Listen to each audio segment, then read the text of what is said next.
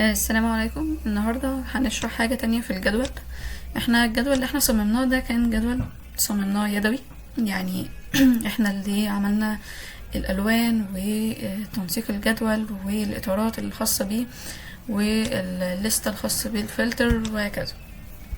لكن كمان الاكسل بيدينا خاصية الديناميك تيبل. يعني ايه؟ يعني جدول جاهز، انا مجرد ما كليك يظهر لي الجدول وابدأ ادخل فيه البيانات. خلينا نشوف مثال نعمله هنا. انا مثلا هاخد الداتا اللي هنا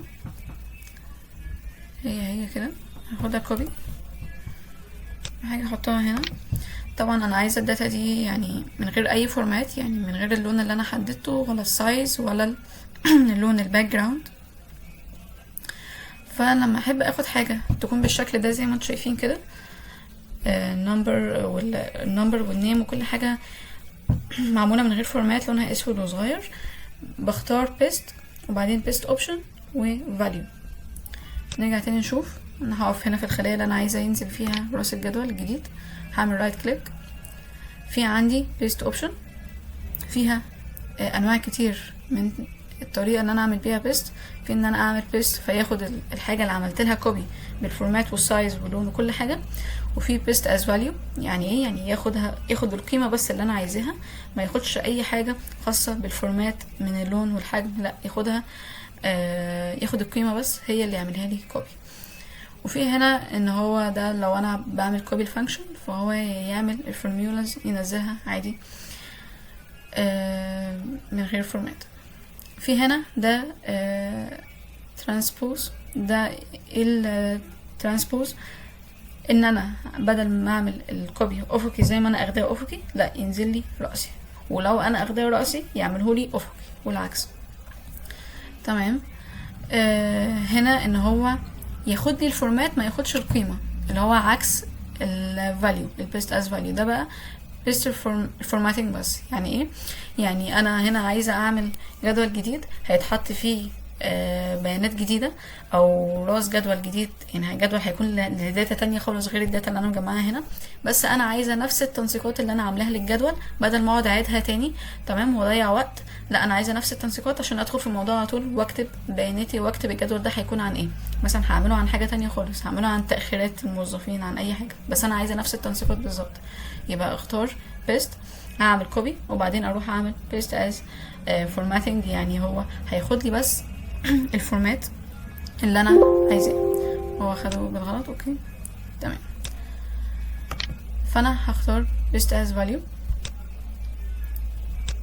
كده، هو اعطاني القيم بس. ليه؟ عشان انا هختار الجدول جاهز بالفورمات بتاعه والتنسيقات بتاعته. فانا دلوقتي عايزه اعمل الجدول الديناميك. كل اللي انا هعمله ان انا هقف او هحدد الجدول اللي انا فيه، وفي كذا طريقه للتحديد. يعني مثلا انا بعمل ايه؟ انا بقف عند الخلية الاولى وبسحب بالماوس عشان اجيب الرينج اللي انا عايزه اشتغل عليه. تمام. في حاجة تانية، في ان انا اقف عند الخلية الاولى واضغط على كنترول من الكيبورد وما اشيلش ايدي، واضغط على السهم اللي هو رايح في اتجاه البيانات، اللي هو رايح في الاتجاه ده، وكمان اضغط في نفس الوقت على شيفت، يبقى كنترول وشيفت وافضل ضغط عليهم، واضغط على السهم اللي هو في اتجاه البيانات بتاعتي، هيروح معلم عليهم مرة واحدة. تمام. طيب انا بقى عايزه اعمل الجدول الديناميك.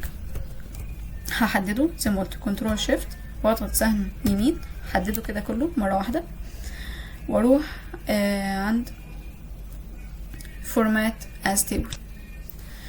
ده هنا نماذج لتيبلز، تقدر تختار الشكل اللي انت عايزه. في اشكال كتير للجداول تقدر تختارها من هنا. مثلا نختار الشكل ده،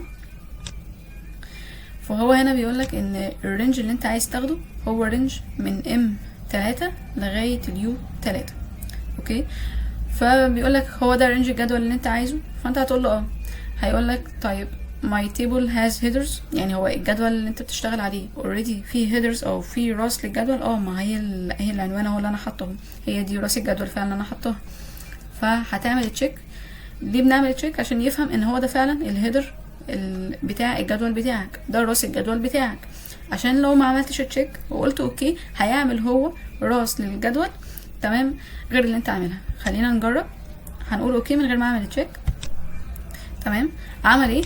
عمل هو مقدمة للجدول او راس للجدول، وحط هو من عنده عناوين سماها كولوم 1 كولوم 2 كولوم 3 كولوم 5، والسطر اللي انت دخلته تمام اللي انت كنت معتبره راس للجدول اعتبره اول سطر البيانات عندك في الجدول، كأنه داتا بتدخلها.